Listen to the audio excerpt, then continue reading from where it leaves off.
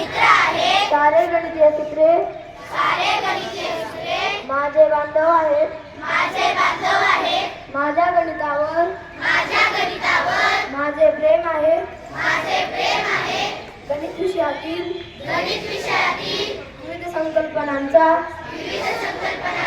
मला अभिमान आहे.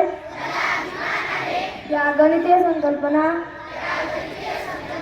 समजून घेण्याचा मी सदैव प्रयत्न करीन. मी माझ्या गणिताचा